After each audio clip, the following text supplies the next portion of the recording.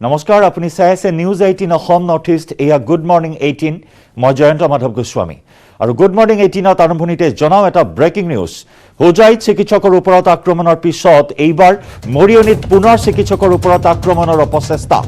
অস্ত্ৰোপচাৰ কক্ষত সোমাই হে কথম্পি ৰক্ষা পৰিল চিকিৎসকগৰাকী মৰিয়নিৰ কাকজান চাহ বাগিচা চিকিৎসালয়ত নিশা ৰোগীৰ মৃত্যুক লৈ উত্তপ্ত পৰিস্থিতিৰ সৃষ্টি হয় বাগিচাখনৰ ৰাজু ৰবি দাস নামৰ ৰোগীজনৰ চিকিৎসালয়ত মৃত্যুৰ পাছতে উত্তেজিত হৈ উঠে আত্মীয়সকল চিকিৎসকৰ গাফিলতিৰ অভিযোগ তুলি উত্তেজিত লোকসকলে চিকিৎসালয়খন লণ্ডভণ্ড কৰাৰ লগতে চিকিৎসক নাৰ্ছকো প্ৰহাৰ কৰিবলৈ উদ্যত হয় চিকিৎসকগৰাকী অস্ত্ৰোপচাৰ কক্ষত সোমাই কথম্পি উত্তেজিত লোকৰ পৰা ৰক্ষা পৰে ঘটনাস্থলীত মৰিয়নি আৰু দেবেৰাপাৰ আৰক্ষী থানাৰ বিষয়াৰ নেতৃত্বত যোৱা নিৰাপত্তাৰক্ষীৰ এটা দল উপস্থিত হৈ নিয়ন্ত্ৰণ কৰে উত্তপ্ত পৰিস্থিতি লংকাৰ উডালি কাণ্ডৰ চাঞ্চল্য অব্যাহত আছে চিকিৎসকক গণপ্ৰহাৰৰ চাঞ্চল্য প্ৰতিক্ৰিয়া অব্যাহত থকাৰ সময়তে এইবাৰ অনুৰূপ ঘটনা সংঘটিত হৈছে মৰিয়নিত পুনৰ চিকিৎসকৰ ওপৰত আক্ৰমণৰ অপচেষ্টা অস্ত্ৰোপচাৰ কক্ষত সোমাইহে কথম্পি ৰক্ষা পৰিল চিকিৎসকগৰাকী মৰিয়নিৰ কাকজান চাহ বাগিচাৰ চিকিৎসালয়ত নিশা ৰোগীৰ মৃত্যুক লৈ উত্তপ্ত পৰিস্থিতিৰ সৃষ্টি হয় বাগিচাখনৰ ৰাজু ৰবি দাস নামৰ এজন ৰোগীৰ মৃত্যুৰ পিছতে উত্তেজিত হৈ উঠে আত্মীয়সকল চিকিৎসকৰ গাফিলতিৰ অভিযোগ তুলি উত্তেজিত লোকসকলে চিকিৎসালয়খন লণ্ডভণ্ড কৰাৰ লগতে চিকিৎসক আৰু নাৰ্ছক প্ৰহাৰ কৰিবলৈ উদ্যত হয় কিন্তু চিকিৎসকগৰাকী অস্ত্ৰোপচাৰ কক্ষত সোমাইহে কথম্পি উত্তেজিত লোকৰ পৰা ৰক্ষা পৰে ঘটনাস্থলীত মৰিয়নি আৰু দেবেৰাপাৰ আৰক্ষী থানাৰ বিষয়াৰ নেতৃত্বত যোৱা নিৰাপত্তাৰক্ষীৰ এটা দল উপস্থিত হৈ নিয়ন্ত্ৰণ কৰে উত্তপ্ত পৰিস্থিতি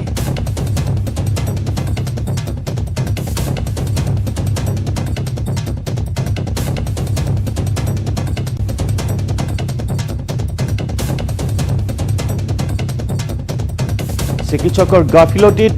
মৃত্যুৰ অভিযোগ উত্থাপন কৰি পুনৰ চিকিৎসকক আক্ৰমণ কৰিবলৈ উদ্যত হয় একাংশ উত্তেজিত লোক লংকাৰ উডালি কাণ্ডৰ চাঞ্চল্য অব্যাহত আছে ডক্টৰ সেউজ কুমাৰ সেনাপতি নামৰ চিকিৎসকজনক অতি বৰ্বৰভাৱে অতি নৃশংসভাৱে আক্ৰমণ কৰাৰ ঘটনাৰ পিছত এইবাৰ পুনৰ মৰিয়নিত এনে এক ঘটনা সংঘটিত হ'বলৈ ওলাইছিল এগৰাকী ৰোগীৰ মৃত্যুৰ অভিযোগ উত্থাপন কৰিছে চিকিৎসকৰ গাফিলতিৰ বাবে ৰোগীৰ মৃত্যুৰ অভিযোগ উত্থাপন কৰি ৰোগীৰ আত্মীয় উত্তেজিত হৈ উঠে আৰু চিকিৎসকক আক্ৰমণ কৰিবলৈ উদ্যত হয় চিকিৎসক নাৰ্ছক আক্ৰমণ কৰিবলৈ উদ্যত হোৱাৰ সময়তে অস্ত্ৰোপচাৰ কক্ষত সোমাইহে কথম্পি ৰক্ষা পৰে চিকিৎসকগৰাকী আৰু পিছত ঘটনাস্থলীত আৰক্ষী উপস্থিত হৈ নিয়ন্ত্ৰণ কৰে এই পৰিস্থিতি যি সময়ত উডালি কাণ্ডই সমগ্ৰ ৰাজ্যজুৰি তোলপাৰ লগাইছে আৰু যি সময়ত স্বাস্থ্যমন্ত্ৰী কেশৱ মহন্তই হুংকাৰ দিছে যে চিকিৎসকৰ যদি এডাল নোমৰো যদি ক্ষতি হয় তেতিয়াহ'লে সাৰি নাযাব কোনো লোক আৰু তেনে সময়তে কিন্তু পুনৰ এই ধৃষ্টতা চিকিৎসকক আক্ৰমণৰ অপচেষ্টা এছাম উত্তেজিত লোকৰ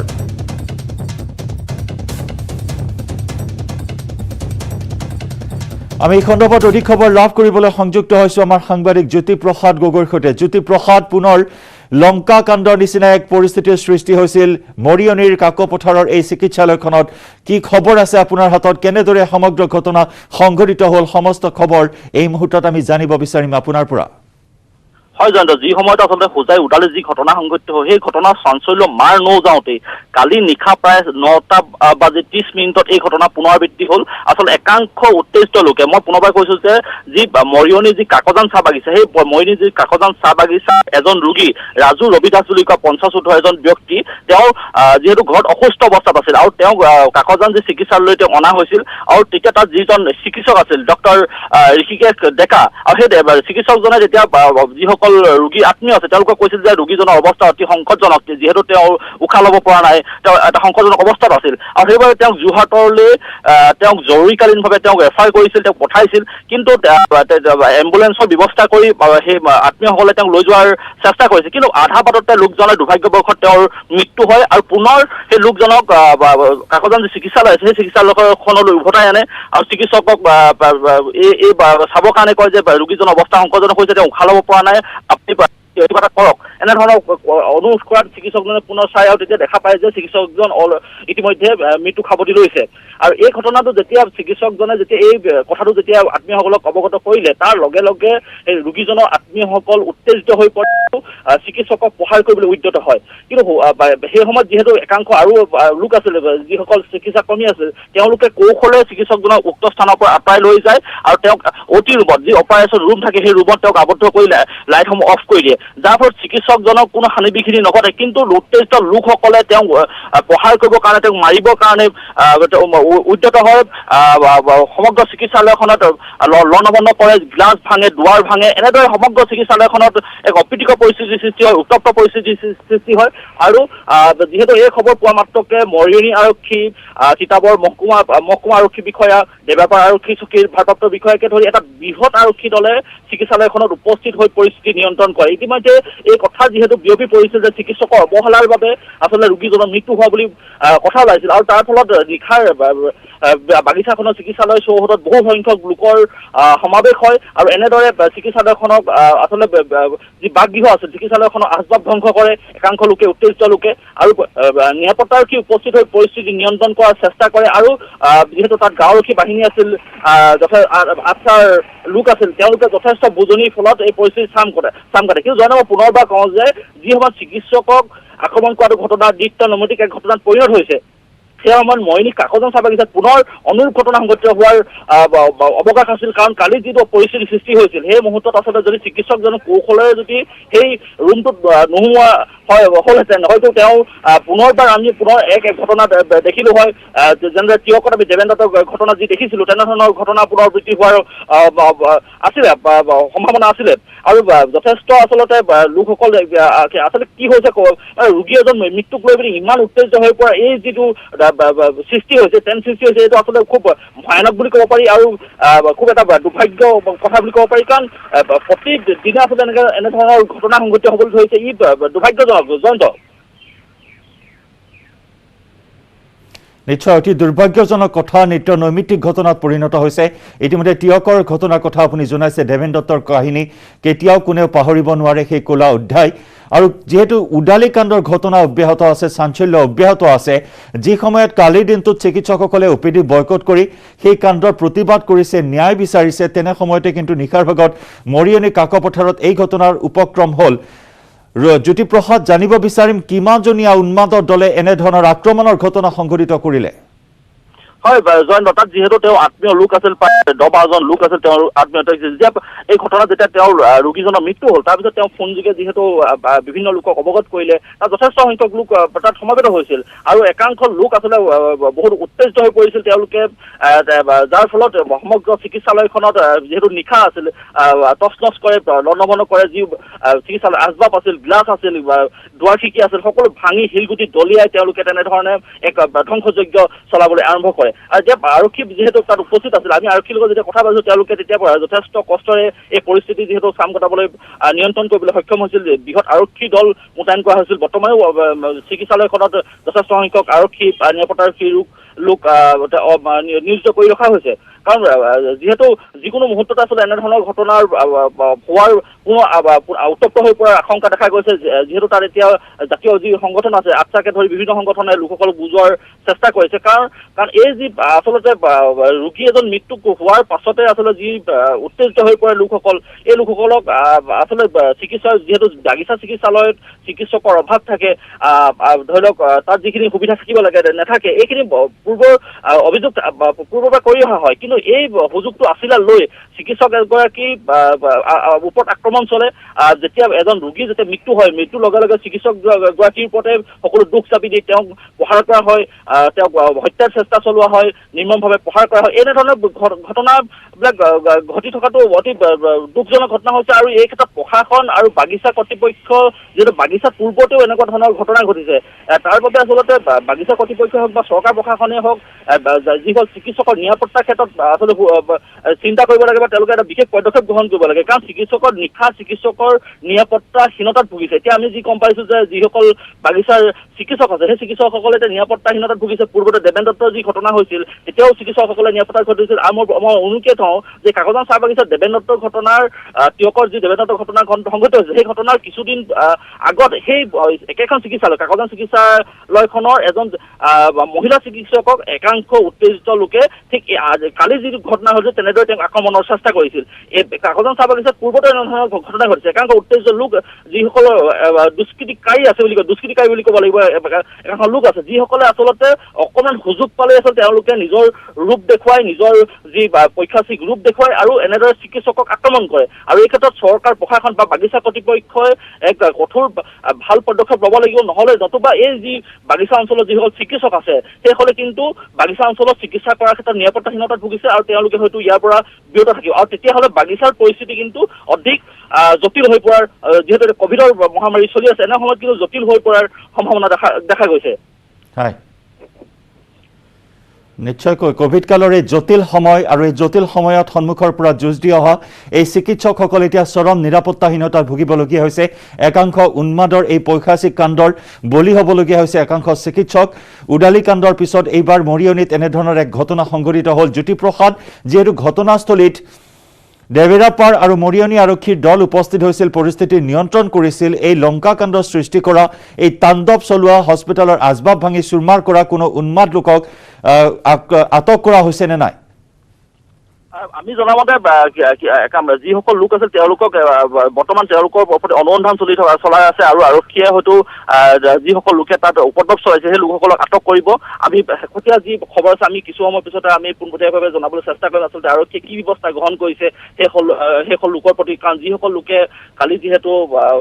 উত্তেজিত হৈ পৰিছিল আৰু আৰক্ষীয়ে সেইটো মুহূৰ্তত এটা কথা লক্ষ্য কৰিছিল যাতে পৰিস্থিতিটো নিয়ন্ত্ৰণ হওক তেতিয়ালৈকে তেওঁলোকে কোনো ধৰণৰ তেনে আটক কৰা বা তেনেকুৱা ধৰণৰ পদক্ষেপ গ্ৰহণ কৰা নাছিল কাৰণ পৰিস্থিতি আৰু অধিক অৱনতি হোৱাৰ আশংকা তেওঁলোকে তেনেধৰণৰ কোনো পদক্ষেপ লোৱা নাছিল কিন্তু শেহতীয়াকৈ তেওঁলোকে যিহেতু বাগিচা কৰ্তৃপক্ষৰ ফালৰ পৰা বা চিকিৎসকৰ ফালৰ পৰা যিহেতু এজাহাৰ দাখিল কৰা হ'ব আৰু তাৰ পাছতে আচলতে সমগ্ৰ যি তদন্ত প্ৰক্ৰিয়া বা অনুসন্ধান প্ৰক্ৰিয়া আৰম্ভ হ'ব আৰু হয়তো আটক কৰা হ'ব যিসকল লোকে সেই চিকিৎসকজনক আক্ৰমণৰ বাবে উদ্যত হৈছিল বা যিসকলে চিকিৎসালয়খনক আক্ৰমণ কৰিছিল সেইসকলৰ লোকৰ বিৰুদ্ধে চাগে নিশ্চয় আৰক্ষীয়ে কঠোৰ পদক্ষেপ গ্ৰহণ কৰিব মই পুনৰবাৰ কৈছোঁ যে যদি কালি সময়মতে যদি তাত একাংশ যি সচেতন লোক আছিল সচেতন লোক যদি তাত উপস্থিত নাথাকিল হয় আৰক্ষী যদি উপস্থিত নহ'ল হয় হয়তো কালি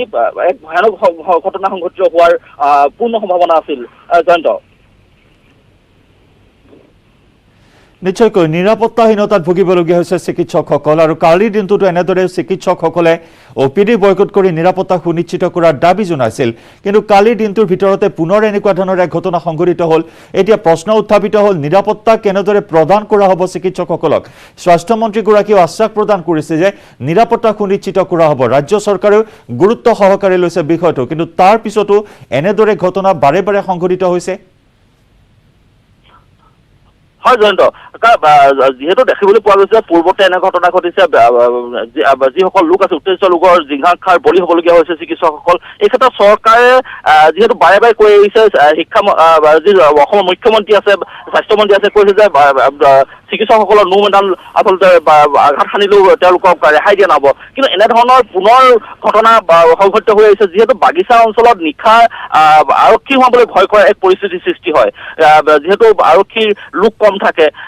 আৰু যি বাগিচাৰ যি পৰিৱেশ সেই পৰিৱেশত নিশা হ'লে আমি কালি যেতিয়া আৰক্ষীৰ লগত কথা পাতিছিলোঁ তেতিয়া তেওঁলোকে এটা কথা অৱগত কৰিছে যে নিশা যেতিয়া হয় তেতিয়া যিকোনো পৰিস্থিতিত আচলতে বাগিচাত আৰক্ষী লোক সোমাবলৈ ভয় কৰাৰ পৰিৱেশ সৃষ্টি হয় তেওঁলোকৰ যি নিশংসতা আৰু তেওঁলোকৰ যি ধৰণৰ দেখিবলৈ পোৱা যায় যে উগ্ৰতা সেই উগ্ৰতাত আচলতে আৰক্ষী প্ৰশাসনো তাত আচলতে তেওঁলোকে কোনো ধৰণৰ কঠোৰ পদক্ষেপ ল'ব নোৱাৰে বা তেওঁলোক পিছু হুকি আহিবলগীয়া এক অৱস্থাৰ সৃষ্টি হয় আৰু এনে সময়ত আচলতে চিকিৎসকসকল যিহেতু তাত থাকিবলগীয়া হয় চিকিৎসা কৰ্মী যথেষ্ট সংখ্যক কম সুবিধা বহুত কম আৰু এনে সময়ত আচলতে যেতিয়া ৰোগী ৰোগী এগৰাকী মৃত্যু হয় তাত কেনেকুৱা পৰিৱেশ সৃষ্টি হ'ব কেনেকুৱা যেতিয়া জাকে জাকে লোক ওলাই আহিব বিভিন্ন অস্ত্ৰ লৈ মহানগৰলৈ যেতিয়া ওলাই আহিব লাঠি লৈ ওলাই আহিব তেতিয়া আপুনি মন কৰক যে কেনেকুৱা পৰিৱেশ সৃষ্টি হ'ব আৰু এই চিকিৎসকসকলক নিৰাপত্তা দিয়াৰ ক্ষেত্ৰত চৰকাৰৰ দায়িত্ব আছে আৰু এইখিনি আচলতে বাগিচা কৰ্তৃপক্ষ হওক বা তাৰ যিখন সংগঠন আছে বা তাৰ যিখন গাঁওৰক্ষী বাহিনী আছে সেই সমুদায় লৈ পিনে আচলতে এখন ভাল আচলতে পদক্ষেপ ল'ব লাগে যি পদক্ষেপৰ যোগেদি চিকিৎসকসকলে নিজকে নিৰাপত্তা অনুভৱ কৰে কিন্তু এতিয়া যি দেখিবলৈ পোৱা গৈছে দেবেন্দ্ৰৰ ঘটনাৰ পৰা চৰকাৰ বিভিন্ন ঘটনা তেনেদৰে সংঘটিত হৈ আছে কিন্তু তেনেধৰণৰ কোনো পদক্ষেপ লোৱা বৰ্তমান চৰকাৰে কৈ আহিছে যে চিকিৎসকসকলৰ নিৰাপত্তা বাগিচা চিকিৎসকসকলক নিৰাপত্তা প্ৰদান কৰা হ'ব কিন্তু কোনো ধৰণৰ তেনেকুৱা ধৰণৰ পদক্ষেপ গ্ৰহণ কৰা কিন্তু কাৰ্যকৰী দেখিবলৈ পোৱা নাই যাৰ ফলত জীৱনটো আচলতে তেওঁলোকে হাতৰ মুঠিত লৈ তেওঁলোকে নিজৰ দায়িত্ব সমাপন কৰিবলগীয়া এক অৱস্থাৰ সৃষ্টি হৈ আছে আজিও এই চিকিৎসালয়সমূহত আৰু চিকিৎসালয়সমূহত যি চিকিৎসালয় আন্তঃগাঁথনি নিজে পুতৌজনক বুলি ক'ব পাৰি বেছি সংখ্যক চিকিৎসালয়তে কোনো ধৰণৰ প্ৰাথমিক যিখিনি চিকিৎসা আগবঢ়াব লাগে সেই চিকিৎসালয় আগবঢ়াব পৰা সুবিধাখিনিও যিহেতু নাথাকে এনে অৱস্থাত আচলতে চিকিৎসকসকলে মাত্ৰ তেওঁলোকে নিজৰ জীৱনটোক আগত লৈ পিনি তেওঁলোকে কাম কৰিবলগীয়া হয় কোনো ধৰণৰ ৰোগীসকলক যি ধৰণৰ তেওঁলোকে দিব লাগে বা তেওঁলোকে যিখন চিকিৎসা প্ৰদান কৰিব লাগে সেই ক্ষেত্ৰত কিন্তু তেওঁলোক আচলতে কৰিব লগা একো নাথাকে তেওঁলোকৰ মাত্ৰ তেওঁলোকে ৰেফাৰ কৰে আৰু বাগিচাসকল শ্ৰমিকসকলৰ সেইটোৱে ক্ষোভ যে তেওঁলোকে ইয়াত চিকিৎসাটো কিয় নকৰে তেওঁলোকে ৰেফাৰ কৰে কিন্তু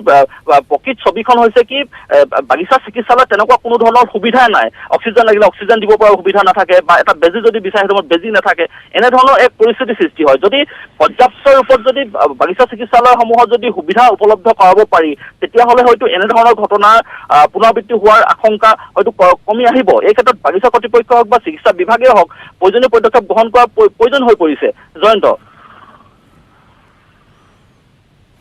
নিশ্চয়কৈ জ্যোতিপ্ৰসাদ ইতিমধ্যে উদালি কাণ্ডৰ সেই নৰপিশাচৰ দলটোক ইতিমধ্যে আৰক্ষীয়ে জালত পেলাইছে আৰু শেহতীয়াকৈ পুনৰ এদল নৰপিশাচৰ আক্ৰমণৰ বলি হ'বলৈ ওলাইছিল আন এগৰাকী চিকিৎসক কিন্তু নিজৰ বুদ্ধিমত্তাৰ বাবে তেওঁৰ জীৱন ৰক্ষা কৰিলে অস্ত্ৰোপচাৰ কক্ষত সোমাই তেওঁৰ জীৱন ৰক্ষা কৰিলে এদল পিশাচৰ পৰা এই মুহূৰ্তত জানিব বিচাৰিম চিকিৎসকগৰাকীয়ে কি কথা প্ৰকাশ কৰিছে তেওঁৰ অভিজ্ঞতা বিষয়ে কি কৈছে কেনেধৰণে তেওঁ এই সমগ্ৰ পৰিস্থিতিৰ পৰা ৰক্ষা কৰিবলৈ সক্ষম হ'ল এই সমগ্ৰ ঘটনা সন্দৰ্ভত চিকিৎসকগৰাকীয়ে কি প্ৰতিক্ৰিয়া প্ৰকাশ কৰিছে স্বাভাৱিকতে এতিয়া নিৰাপত্তাহীনতাত ভুগিছে চিকিৎসকগৰাকী চাওক জয়ন্ত যেতিয়া ঘটনা সংঘটিত হ'ল প্ৰথম কথা কয় ৰাজু ৰবিদাস নামৰ যিজন ৰোগী আছিল তেওঁ বহুত দিনৰ পৰা তেওঁ ৰোগত আক্ৰান্ত হৈ আছিল তেওঁ ঘৰত তেওঁ অসুস্থ হৈ আছিল আৰু কালি যেতিয়া তেওঁ নিশা প্ৰায় 9টামান বজাত তেওঁক লৈ অহা হৈছিল তেতিয়া অৱস্থা অতিকৈ সংকটজনক আছিল তেওঁ উন্নত চিকিৎসাৰ প্ৰয়োজন আছিল আৰু চিকিৎসকগৰাকীয়ে তেতিয়া যিহেতু তেওঁ তাত কোনো ধৰণৰ ব্যৱস্থা নাই উন্নত চিকিৎসা কৰাৰ তেওঁ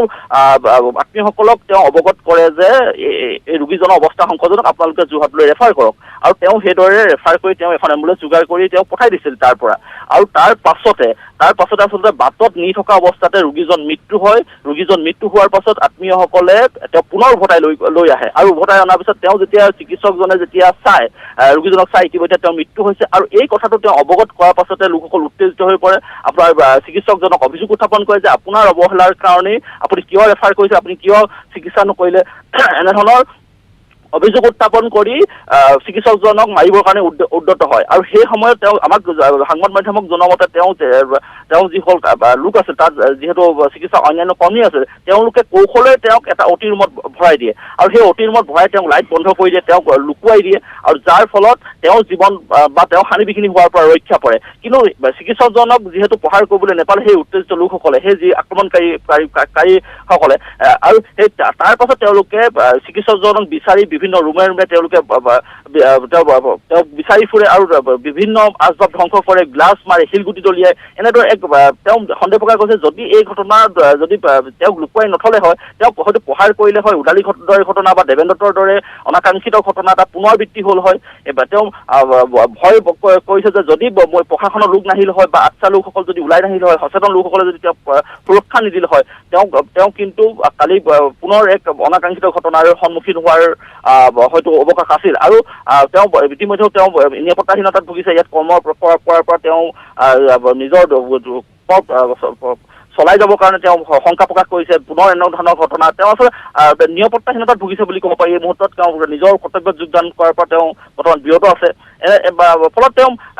যি আমি বুজিছো যে তেওঁ সম্পূৰ্ণ নিৰাপত্তাহীনতাত ভুগিছে বাগিচাখনত তেওঁ পুনৰ কৰ্ম কৰাৰ ক্ষেত্ৰত তেওঁ নিৰাপত্তাত ভোগাৰ পৰিলক্ষিত হৈছে জয়ন্ত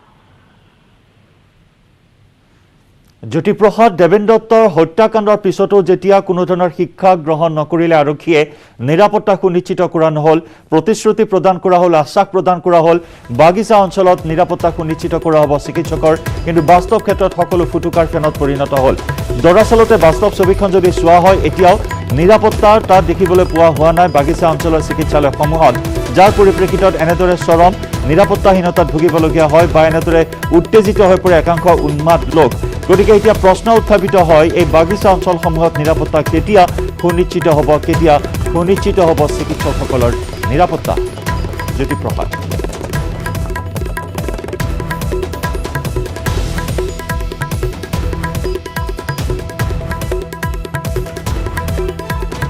জ্যোতিপ্ৰসাদৰ সৈতে আমি সংযোগ পুনৰ স্থাপন কৰিম এই সন্দৰ্ভত আৰু অধিক তথ্য লাভ কৰিবলৈ চেষ্টা কৰিম কিন্তু এই ঘটনাই পুনৰ প্ৰতিক্ৰিয়াৰ সৃষ্টি কৰিছে যি সময়ত কালি সমগ্ৰ ৰাজ্যৰ চিকিৎসাকৰ্মীসকলে OPD বয়কট কৰি চিকিৎসকৰ নিৰাপত্তা সুনিশ্চিত কৰাৰ বাবে প্ৰতিবাদ সাব্যস্ত কৰিছে তেনে সময়তে নিশাৰ ভাগত পুনৰ সংঘটিত হ'ল মৰিয়নি কাকপথাৰত এই কাণ্ড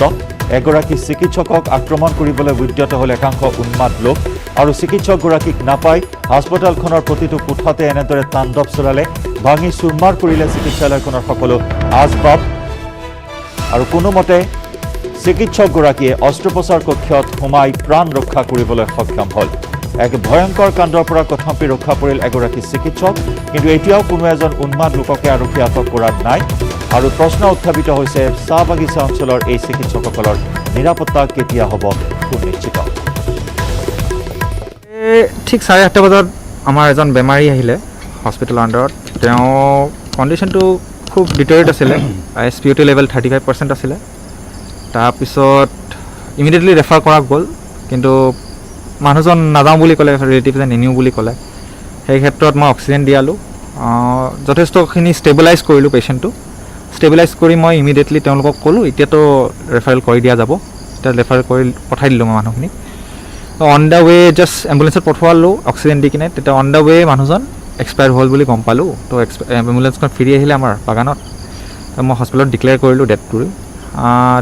ডিক্লেয়াৰ কৰাৰ পাছত তেওঁলোকৰ ওচৰত থকা মানুহখিনি যথেষ্ট অলপ আঘাত পাইছে বাৰু কোনোবা ঢুকুৱাৰ হ'লে সেনেকুৱা আঘাত পায় তাৰ মাজতে দুজন মানে অলপ ভেণ্ডেলিজিম কৰিলে আমাৰ হস্পিটেলৰ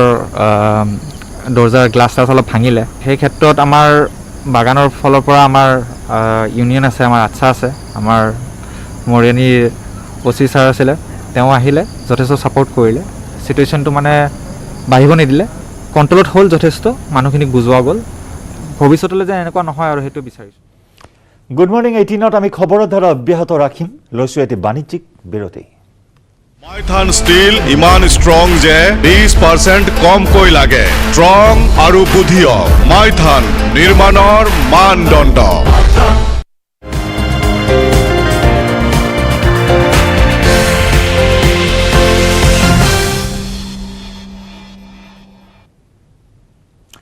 হুজাইত চিকিৎসকক আক্ৰমণৰ ঘটনাত 7 অভিযুক্তক 3 দিনৰ আৰক্ষীৰ জিম্মালৈ প্ৰেৰণ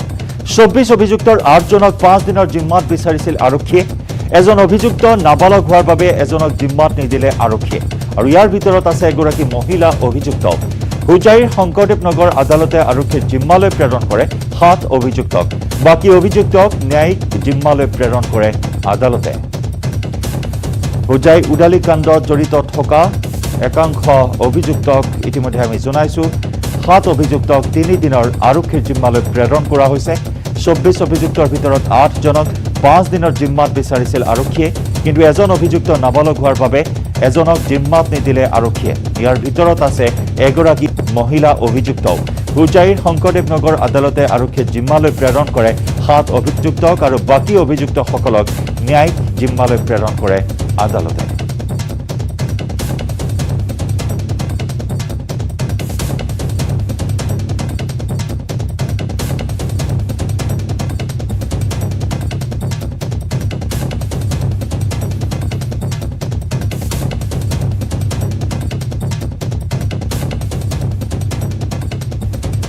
কাছাৰত চিকিৎসাকৰ্মীৰ ওপৰত আক্ৰমণৰ অপচেষ্টাত দুৰ্বৃত্তৰ পুনৰ আমি জনাইছো অনুৰূপ খবৰ কাছাৰত এইবাৰ চিকিৎসাকৰ্মীৰ ওপৰত আক্ৰমণৰ অপচেষ্টাত দুৰ্বৃত্তৰ ঘটনাত 4 অভিযুক্তক ইতিমধ্যে আটক কৰিছে আৰক্ষীয়ে ধৃত বাপন তেলি বাবুল মাহাতো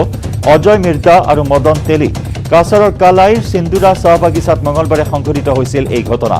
বাগিচাৰ শ্ৰমিকসকলৰ কোভিড টেষ্ট কৰি হাস্পতাললৈ উভতাৰ সময়ত চিকিৎসাকৰ্মীসকলক আক্ৰমণৰ চেষ্টা কৰে উদন্ত যুৱকৰ এটা দলে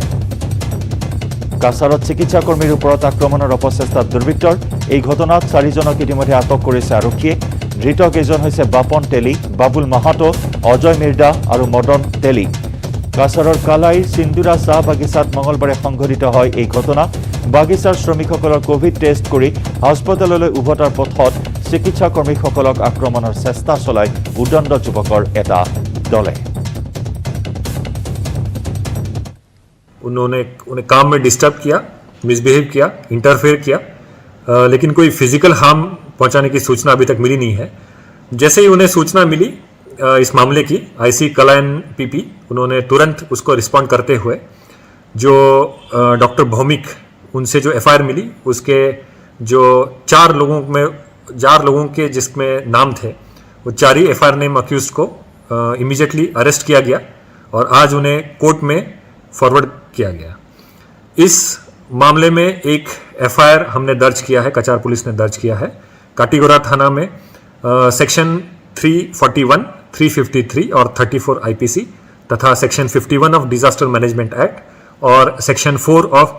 Assam medical services persons and medicare services institutions act के तहत केस रजिस्टर हुआ है উডালিৰ ফুলতলীত চিকিৎসকক জঘন্যভাৱে প্ৰহাৰ কৰা ঘটনাত সাংসদ বদৰুদ্দিন আজমলৰ প্ৰতিক্ৰিয়া মুম্বাইৰ পৰা ঘটনাক গৰিহণা দিলে আজমলে এই ঘটনাৰ বাবে হুজাইবাসীৰ লগতে সমগ্ৰ অসমবাসীয়ে বিশ্বৰ আগত লজ্জা পোৱা বুলিও মন্তব্য কৰে সাংসদজনে ভুক্তভোগী চিকিৎসকজনৰ চিকিৎসাৰ বাবে আজমল সিএসআৰৰ জৰিয়তে 1 লাখ টকাৰ আৰ্থিক সাহায্য প্ৰদান কৰাৰ কথা ঘোষণা কৰে বদৰুদ্দিন আজমলে যে বৰ্বৰতা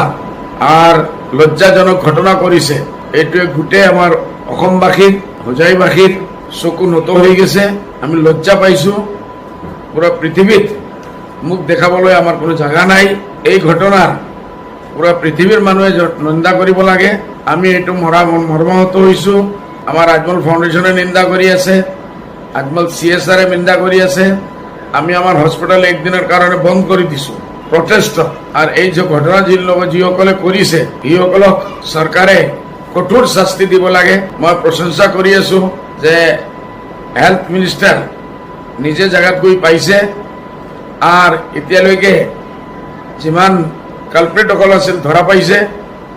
ইসকলক শাস্তি কঠোৰ শাস্তি দিব লাগে আৰু হুজাই কাণ্ডক লৈ প্ৰতিক্ৰিয়া প্ৰকাশ কৰিছে চিকিৎসক দীপ্তি ৰেখা শৰ্মাই আমাক মানুহৰ দৰে জীয়াই থাকিবলৈ দিয়ক আমাৰ ভগৱান বুলি নাভাবিব হুজাইৰ উডালিত চিকিৎসক হেউজ কুমাৰ সেনাপতিক আক্ৰমণৰ পিছতে এইদৰে প্ৰতিক্ৰিয়া প্ৰকাশ কৰে চিকিৎসক দীপ্তি ৰেখা শৰ্মা মই ডাক্তৰ দীপ্তি ৰেখা শৰ্মা পাণ্ডু এফৰি হস্পিটেলত কৰ্মৰত আপোনালোক সকলোলৈ আজি এটা আপিল ৰাখিবলৈ ওলাইছোঁ ডাক্তৰ নাইবা মেডিকেল ষ্টাফ